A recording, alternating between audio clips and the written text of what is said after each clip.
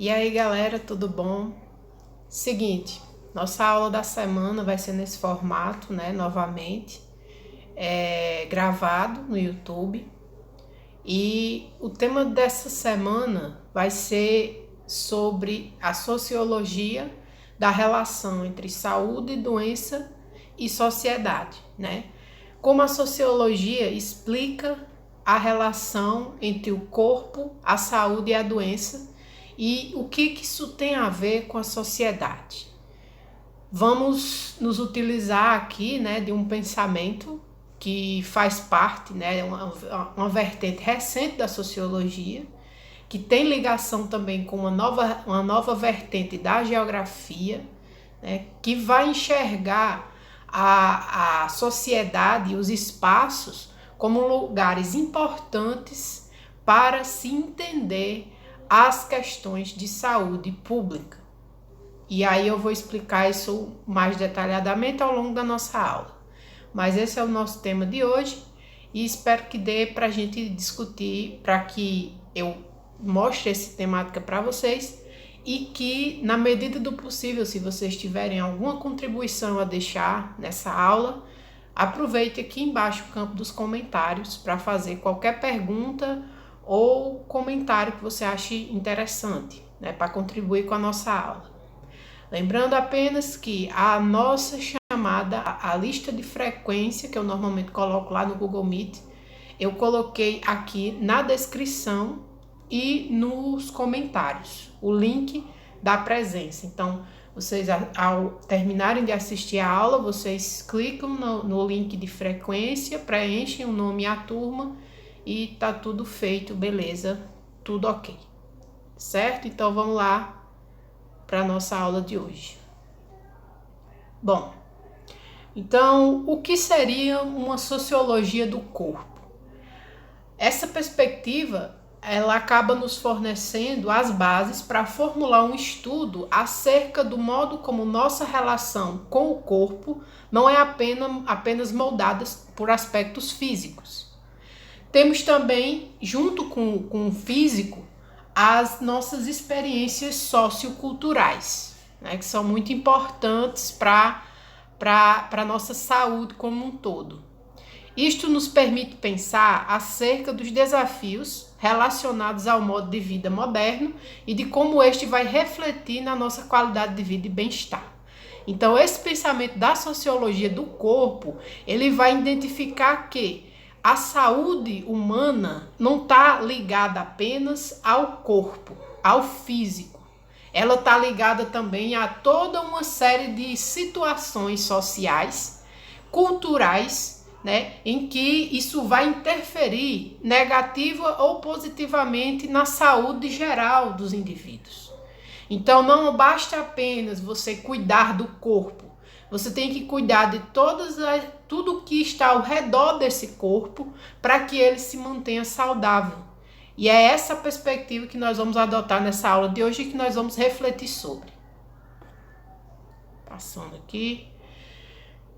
E então, a base social da saúde. A partir do século XX, testemunhamos um aumento significativo na expectativa de vida da população mundial. O que é a expectativa de vida? O número, a idade a qual uma pessoa pode chegar a viver, né? Até pouco tempo atrás, no início do século XX, essa expectativa de vida era meio que curta, né? Uma pessoa que nascia, por exemplo, que nasceu no século XIX, provavelmente ela não viveria até os 80, 90 anos, como é muito comum que aconteça hoje em dia, né? Existem pessoas que nasceram no século XIX e que hoje em dia ainda estão vivas, né? Que são aquelas pessoas de 100 anos de idade. E é até uma questão interessante que esse evento de pessoas que chegam aos 100 anos de idade está se repetindo com mais frequência, né? Antes era uma coisa quase que um choque você descobrir que uma pessoa tinha 100 anos. Hoje é relativamente comum você ouvir falar de pessoas com 100 anos de idade. Então, isso é um reflexo dessa alteração da expectativa de vida. Este avanço se deve, em grande medida, às pesquisas médicas que dedicam-se ao processo de diagnóstico das causas biológicas por trás de doenças, produzindo medicamentos e tratamentos mais eficazes. Então, há uma evolução, né, do sistema de saúde, de produção de medicamentos, de pesquisas científicas para a produção de remédios. Tudo isso tem a ver com esse aumento na expectativa de vida.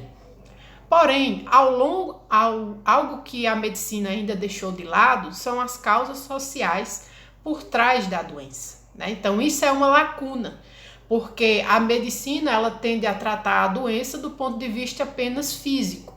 E algumas doenças, elas têm uma causa muito relacionada à sociedade. E a gente vai entender melhor como é que isso acontece a seguir. Então, a classe social e a saúde, né? Como é que as classes, como é que a teoria das classes sociais, da desigualdade social influencia na saúde? Ora, de muitas formas. Na verdade, isso está intimamente ligado à classe social, a questões de saúde. Alguns estudos realizados em países como a Grã-Bretanha e os Estados Unidos estabeleceram uma relação significativa entre classe social e saúde. Essa relação pode ser vista na medida em que pessoas mais bem-sucedidas acabam tendo mais qualidade de vida e saúde do que indivíduos das classes menos favorecidas. Isso é quase que óbvio, né? Você tem mais dinheiro, você tem como ter uma vida mais prazerosa e também ter uma vida mais saudável. Isso pode se justificar em função, por exemplo, de tipos de atividades desenvolvidas, alimentação, horas de descanso e nível de estresse. Bom, se a gente pegar lá as teorias biológicas por trás de vários tipos de doença, como hipertensão, doenças do coração, diabetes, enfim, cânceres, estão muito relacionados com esses aspectos da vida, né? A questão da alimentação, descanso e estresse. Então, quem é que vai se sentir mais estressado? Uma pessoa, né, um grande empresário, né, que fica lá na sua sala e trabalha poucas horas por dia, ou um pedreiro, né, ou qualquer tipo de funcionário que precise pegar trem lotado, né, que precise passar horas e horas, às vezes, no sol, né? Então, quem é que vai ter uma qualidade de vida melhor? É claro que vai ser o empresário mais rico, né? Vai ser a pessoa mais rica. Então, isso vai contribuir muito para o aparecimento ou não desses tipos de doenças, né? Os cânceres que normalmente surgem na classe mais trabalhadora são, inclusive, esses cânceres relacionados ao intestino, que são devido à alimentação pouco saudável das pessoas das classes mais baixas e consomem quantidades excessivas de embutidos, como salsicha, mortadela, né? A gente sabe, né, que desse tipo de alimentação que não é saudável, mas que, como é mais barato, acaba fazendo com que as pessoas se alimentem mais desses tipos de alimentos. Enquanto que pessoas mais ricas têm acesso a comprar frutas melhores, frutas diversificadas, carnes de boa qualidade, enfim, e acesso inclusive até à informação sobre isso, sobre o que é melhor para a saúde, o que se pode comer, o que se não deve comer. Então, a questão da classe social, as questões de desigualdade estão intimamente relacionadas com a saúde e o bem-estar das pessoas. Então, para demonstrar bem para vocês aqui, eu trouxe esse quadrozinho estatístico, né, uma pesquisa estatística do Pesquisa Nacional de Saúde 2013. Ela revelou a proporção de pessoas que já se sentiram discriminadas no serviço de saúde por médico ou outro profissional de saúde na população de 18 anos ou mais, com indicação de intervalo 95% segundo motivos para discriminação no Brasil. Então, quais são os motivos principais para uma pessoa se sentir discriminada no serviço básico de saúde? O principal deles, 53,9%, é falta de dinheiro, seguido justamente por classe social. Tipo de ocupação vem em terceiro lugar, tipo de doença vem depois e raça ou cor vem em seguida, né? Então, vocês observam aí no nossa estatística como a falta de dinheiro e a classe social são motivadores de uma visão preconceituosa que as pessoas se sentem descriminalizadas ao acessar aos serviços de saúde pública, Né? Não é só serviço particular, né? Não é que essas pessoas pagaram para ir a um médico particular. São pessoas que estão na rede pública, usufruindo de um direito público, mas que mesmo assim são discriminadas por sua classe, por sua origem social menos favorecida. Né? Então isso é um reflexo, pesquisa de 2013 demonstrando bem como as questões de classe e de pobreza têm uma relação imensa com a questão de acesso mesmo à saúde. E aí vem as questões de gênero e saúde. Como os gêneros, né, masculino, feminino, tem uma relação aí complicada com a saúde. Pesquisas recentes ainda afirmam que há uma disparidade entre da relação com a saúde entre homens e mulheres. Os dados mostram que, apesar de viverem mais, as mulheres são acometidas mais frequentemente por doenças do que os homens, estando entre elas os problemas como depressão, ansiedade, problemas do aparelho reprodutor. Né? Ou seja, a mulher, por mais que ela busque mais acesso à saúde, ela também acaba adoecendo mais.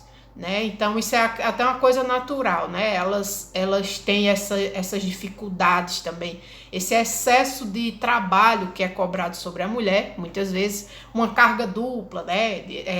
Os filhos, a casa e do trabalho, né? Isso muitas vezes é um motivo que leva a desenvolvimento desses problemas psicológicos. Por outro lado, os homens morrem mais em função dos problemas cardíacos, de violência, acidentes ou pelo uso de drogas, né? Então, a mortandade da parte dos homens, normalmente, ou é por uma falta de cuidado com a saúde, que leva a problemas cardíacos, né, de hipertensão e problemas cardíacos, ou é por esse instinto, né, que muitas vezes é apregoado ao homem de ser mais violento, de se envolver em brigas, né, de procurar encrenca.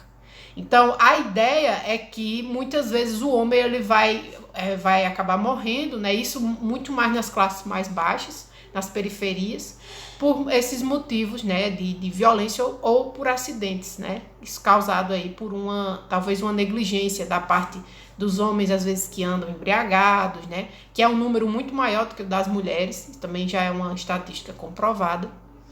Então, os dados sobre a pobreza também mostram que as mulheres sofrem mais com a desigualdade que os homens. Isso é claro e óbvio.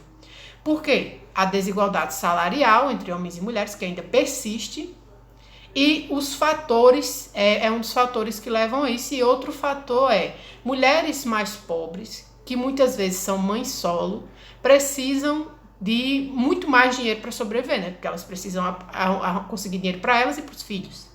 Então, esse tipo de situação leva inevitavelmente a situações de pobreza, muitas vezes até extrema, né, das mulheres em função disso. Né, mulheres que têm que criar seus filhos sozinha e precisam, e mesmo trabalhando, muitas vezes não conseguem um salário digno para sobreviver. Então, a questão de gênero também tem a ver com a questão da saúde. E aí eu trouxe aqui novamente ainda da pesquisa do IBGE de 2013, proporção das pessoas que consultaram um médico na população residente no período referencial de 12 meses. A questão aqui, né? Sempre quando nós vamos observar a relação entre homens e mulheres, aqui está delimitado, né? Que as mulheres tiveram uma busca muito maior de serviços de saúde, né? 78% do que os homens, né? Aqui nessa nossa análise. Então, é uma realidade, né, que a mulher ela sempre vai buscar os serviços de saúde muito mais do que os homens, e isso também leva a grandes taxas de mortandade por doenças como, por exemplo, o câncer de próstata, que ainda hoje é um tabu masculino, né, devido àquele exame, né, que tem a penetração do dedo lá. Isso causa um desconforto na masculinidade, né? A velha ideia da masculinidade frágil, e muitos homens acabam não querendo, não tomando partido nos exames, e leva a muitos casos a mortes devido a um tratamento de câncer de próstata. E outros tipos de doença também, que muitas vezes os homens têm uma aversão a esse ritual de ir ao médico, né? de ter outra pessoa tocando no corpo dele, principalmente se for um médico homem, né? Então isso é um retrato das relações de gênero e saúde. E aí, etnia e saúde, né? Será que temos questões a tratar? Bom, em relação à etnia e à saúde, a problemática deve ser definida uma vez que se confunde muitas vezes com aspectos sociais como a pobreza, né? Então, até que ponto a gente pode dizer que as dificuldades enfrentadas por um homem ou por uma mulher negra, né? Por essas pessoas negras na sociedade com relação à saúde, são um reflexo da sua cor, da sua etnia, ou um reflexo das suas condições sociais, né? Do fato de essas pessoas serem pobres. Temos também fatores culturais envolvidos, como costumes e modos de vida, culinária, aspectos genéticos, que podem influenciar na saúde desses indivíduos. Temos também, deste modo, temos que ter cuidado ao determinar até que ponto se pode ir, né? Até que ponto podemos dizer que tal problema de saúde é um problema da população negra ou da população majoritariamente mestiça, né? Quais desses problemas de saúde a gente pode identificar aí como essencialmente pertencentes a uma etnia, né? Porque tem muito isso. A etnia dos negros, né, e dos mestiços, né, dos pardos, né, tem muito essa questão da pobreza, né? Infelizmente é um dos legados da escravidão no Brasil, que uma parcela grande da população mais pobre seja de etnias como a etnia negra, dos negros. E isso é uma situação que fica um pouco difícil de delimitar até onde as dificuldades enfrentadas por essas pessoas para ter acesso à saúde vêm ou não de sua classe social ou de sua etnia. E aí, espaço e saúde. O que é que os espaços têm a ver com a saúde, né? Que essa é uma questão também para a geografia, mas também para a sociologia. Podemos perceber que, além de aspectos de classe, gênero e etnia, existem ainda fatores geográficos influenciando na situação da população. Assim, temos que os sistemas de saúde pública não atuam de uma mesma maneira em todas as regiões do Brasil ou cidades. O que geralmente se vê é uma concentração de recursos em determinadas áreas e o que determina, né, pelo número de pacientes a atender. Então, vamos para a nossa pesquisa novamente. E aqui nós temos a proporção de pessoas que tinham algum plano de saúde médico ou odontológico na população residente no Brasil pelas grandes regiões. Você vê que Norte e Nordeste são os que têm os números mais baixos, 3,3%, 15,5% para o Nordeste, enquanto que o Sudeste, o Sul e o Centro-Oeste apresentam índices mais ou menos próximos aos 30%, 40%.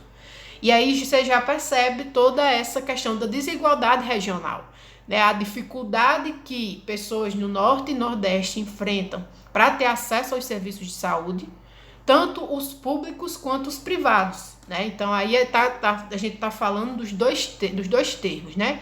Pessoas que moram em zonas rurais para ter acesso, por exemplo, a dentista, a um médico generalista, um médico que vai tratar uma doença, uma gripe, uma coisa assim. Muitas vezes elas precisam dar quilômetros para conseguir realmente um acesso, né? Que era para ser um acesso geral, né? Que tivesse em todo o Brasil, mas a gente sabe que a realidade muitas vezes é essa, né? Essas regiões são negligenciadas historicamente, né? O Norte e o Nordeste sempre sofreram dessa negligência por parte do poder central, e a maior parte dos recursos fica realmente no Sudeste, aquela região de São Paulo. Então, dando prosseguimento, nós temos a origem e desenvolvimento de um modelo biomédico. O que é um modelo biomédico? A medicina, como é vista hoje, é o fruto de um longo processo histórico que começa no século XIX e atinge na modernidade o seu auge. Com o seu surgimento, temos a criação de uma concepção de pessoa normal e de pessoa doente. Essas são as concepções desenvolvidas por esse modelo. A construção do hospital como lugar para o tratamento, então o hospital é o único lugar para se fazer os tratamentos, né? E a idealização da figura do médico como um especialista portador de um conhecimento verdadeiro. Então esse sistema ele cria essas perspectivas. A divisão entre doente entre pessoa normal e pessoa doente, a questão do hospital como lugar para o tratamento e do médico como esse especialista supremo de um saber verdadeiro. Temos também a ascensão de uma indústria farmacêutica capaz de produzir a cura para todas as doenças, desde o alívio de uma dor física até a subtração de um sofrimento emocional. Então, essa é a característica do modelo biomédico. Ele se estabelece tendo como única perspectiva o tratamento das doenças do corpo, né? A ideia de que a doença, ela começa e ela termina no corpo. São razões biológicas, estritamente biológicas, que levam às doenças. E aí nós vamos ver aqui nesse quadrinho alguns pressupostos desse modelo e vamos entender algumas críticas feitas a ele. Então, nessa coluna nós temos os pressupostos e na coluna seguinte nós temos as críticas. A primeira pressuposição é que a doença é um colapso do corpo humano causado por um agente biológico específico. As críticas a esse modelo vai dizer o seguinte, que a doença é socialmente construída, não algo que pode ser revelado através de uma verdade científica. Ou seja, a doença ela não é apenas causada, não é apenas focada na questão do corpo. Ou as causas de uma doença não estão apenas na biologia, mas em circunstâncias sociais. O paciente é um ser passivo, né? Até pelo próprio nome, né? Paciente tem uma composição de ser passivo, cujo corpo doente pode ser tratado separadamente de sua mente.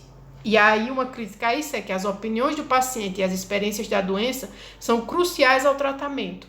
O paciente é um ser ativo, integral, cujo bem-estar gera integral, não só a saúde física é importante, né? Então, aspectos como a psicologia, aspectos mentais e emocionais do paciente também contam. E as suas experiências de vida também contam no tratamento.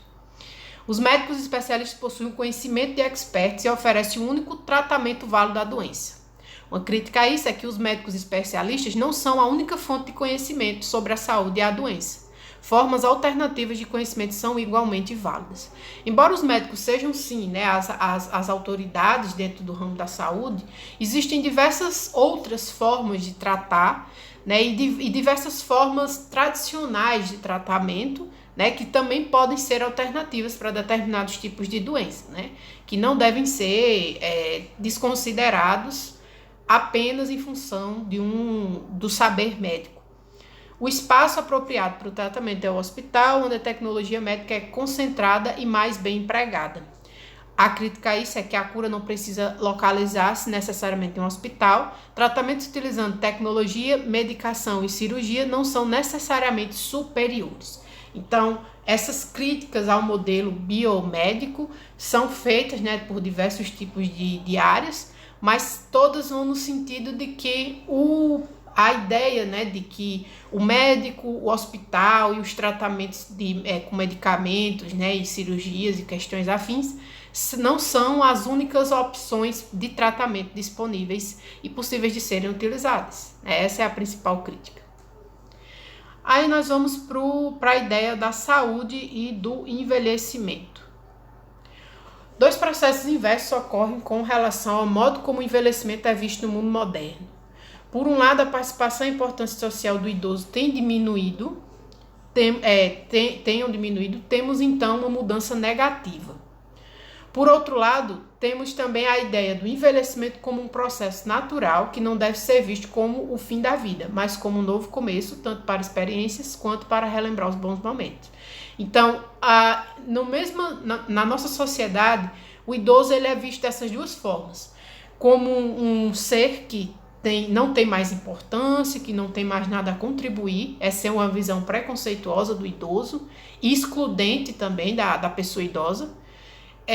E tem essa visão, né, que enxerga a velhice, a fase, né, essa fase final da vida, como uma fase que ainda assim tem como ser rica em experiências, né? Então, existe muita questão psicológica relacionada a isso. Por exemplo, o tabu do envelhecimento para as mulheres. que é muito mais pesado do que para os homens, né? Os homens conseguem, ao longo da vida, alguns homens conseguem essa ideia de que a longevidade traz mais maturidade e até um certo charme, né? Tem muitos homens com idades bem avançadas que são considerados como galãs, né? São considerados como homens experientes, enquanto que as mulheres, por mais que muitas também sejam extremamente charmosas e experientes, não são vistas dessa forma. Então, normalmente, o valor da mulher é muito empregado na sua juventude. E aí, quando chega a fase das mulheres idosas, elas são desconsideradas e descartadas, por mais que continuem sendo mulheres muito bonitas, atraentes e experientes, assim como os homens. Então, essa perspectiva do envelhecimento, ela é carregada dessas questões, né? As questões de saúde também, né? Como a gente está discutindo aqui, de que a velhice, normalmente, ela é acarretada de uma série de doenças e problemas, né? De saúde, a depender do estilo de vida da pessoa. E aí, corpo e estética. No mundo moderno, a relação com o corpo é direcionada pela mídia. A estética domina a nossa visão de belo e atraente, né? Como eu falei lá da questão das mulheres. A mídia, ela dita muito o que é bonito, o que é atraente. Isso, por muito tempo, afetou muito as mulheres. Ainda hoje afeta. Claro que hoje tem afetado também os homens, né? Existe todo um padrão de beleza também masculino. Mas esse padrão de beleza, por muitos anos, foi direcionado apenas às mulheres. E aí, nesse processo, homens e mulheres sofrem para tentar enquadrar-se nos rígidos padrões. Por exemplo, com exemplo disso, nós temos doenças como anorexia, bulimia e vigorexia, que é a pessoa que ela tem um distúrbio em que ela precisa malhar muito para tentar atingir um padrão inexistente, né, na cabeça dela. Além de problemas como depressão e ansiedade, que estão relacionados diretamente com essas doenças. Dessa forma, percebemos um distanciamento frequente entre a saúde mental e física e o ideal estético contemporâneo. Podemos, então, ver que até que ponto podemos nos perguntar o que é belo significa exatamente ser saudável, né? Porque a questão da beleza, do corpo, está muito relacionado com a saúde. E às vezes você vê que isso é uma correlação meio que falsificada, porque existem pessoas que externamente aparentam ser muito bonitas e por isso são relacionadas com pessoas saudáveis, mas que no seu cotidiano fazem coisas nada saudáveis, como, por exemplo, se encher de cirurgia plástica para ter um corpo perfeito, ter distúrbios alimentares para ter um corpo dito perfeito, né? Usar uma série de hormônios sintéticos para tentar alcançar também aquele corpo, aqueles músculos, né? Dos musos e musas fitness. Então, tudo isso nos leva a questionar até que ponto a beleza física, os padrões de beleza físico estão relacionados de fato à saúde e não a um padrão inalcançável de beleza que foi construído pela mídia, né? Então, muitas vezes existe aí essa diferença importante. E aí chegamos ao nosso ponto final e algumas questões a serem colocadas para reflexão. A sociologia do corpo, saúde e a pandemia 2020-2021, né? Do novo coronavírus. Como a pandemia afetou as relações sociais com relação à saúde. A gente discutiu aqui questões raciais de acesso à saúde. Existe, tanto nas questões raciais quanto na desigualdade social, uma questão muito clara, né, de acessibilidade na questão da pandemia.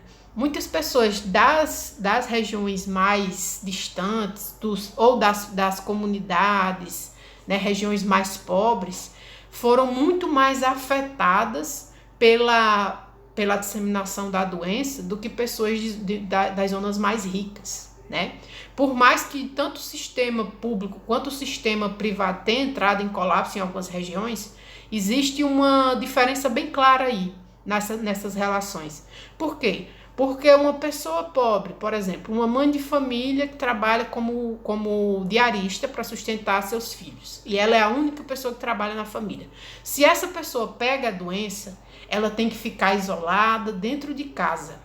e aí só resta os filhos para ajudar a ela. Como é que essa família vai se manter? Como é que essa família vai se nutrir? Não é isso? E isso vale para diversos tipos de profissionais, né?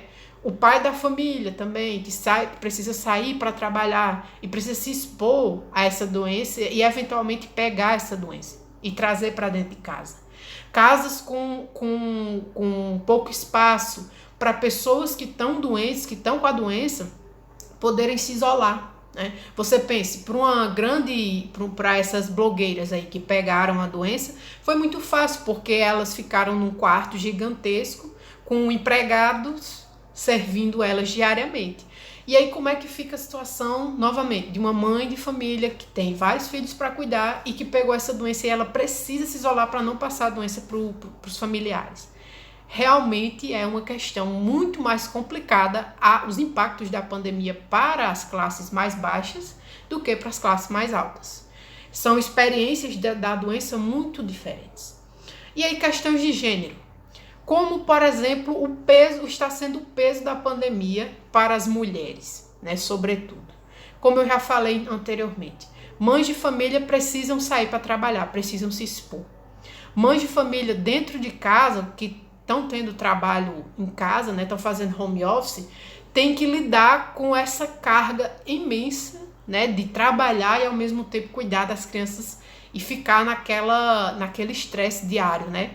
Muitas vezes está fazendo uma reunião e a criança chega, enfim, toda uma questão envolvendo a carga horária dupla ou tripla da mulher que trabalha.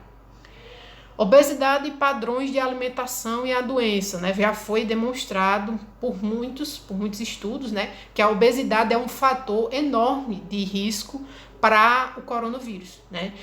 Pessoas com obesidade, já várias pessoas morreram, né, porque tinham a obesidade e acabaram passando, né, por essa situação aí com a doença, né? E aí no Brasil isso está muito relacionado à questão também de classe, porque a obesidade no Brasil, ao contrário dos Estados Unidos, né, que existe também muitas pessoas obesas, mas no Brasil a obesidade está muito relacionada com o fato de que as pessoas mais pobres acabam consumindo alimentos muito mais ricos em gordura e em gordura hidrogenada, gordura industrializada, do que em outros países, né? Então, a gente tem aí um país extremamente rico em produção de fruta, verdura, legumes, mas essas frutas, essas verduras e esses legumes, às vezes, não são tão acessíveis assim às classes mais baixas, e essas classes acabam consumindo muito mais produtos de baixo valor nutricional e excesso de gordura, sal e açúcar, né? Então, isso tem muito a ver, a obesidade, com a mortandade gerada pelo coronavírus. E por fim, saúde mental, ansiedade e depressão em tempos de pandemia. Claro que isso é um fenômeno que vai afetar todos de uma forma geral, né? A saúde mental nesses tempos de pandemia realmente está sendo muito testada, muito difícil de ser mantida, né? Primeiro porque a televisão a todo momento está noticiando a morte, caos, né? O descaso, muitas vezes, dos governantes com a situação da pandemia. E você, no seu dia a dia, tendo que enfrentar, né? Você como estudante, no caso da educação, né? Nós como professores, tendo que dar aula desse formato, vocês como estudantes, tendo que assistir aula nesse formato.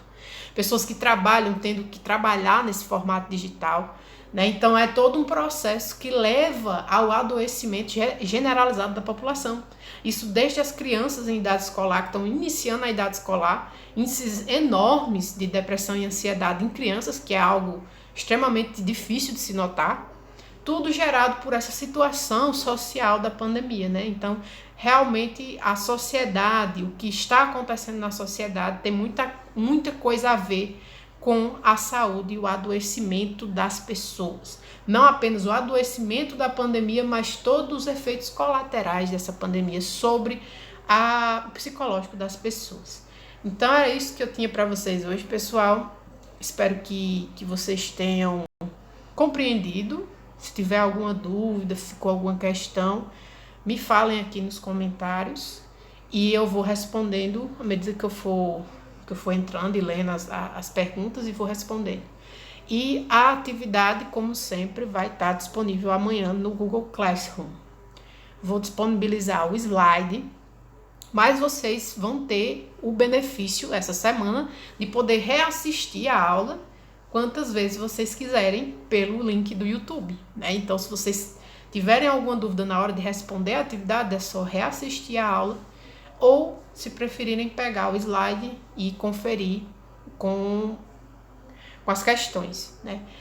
Enfim, é isso. E não se esqueçam de preencher no link aqui embaixo vossos nomes na chamada.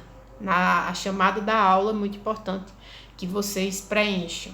Se não conseguirem de forma alguma, é só botar seu nome e sua turma nos comentários, que vai valer da mesma forma, beleza? Então é isso, galera. Até uma próxima oportunidade e tchau!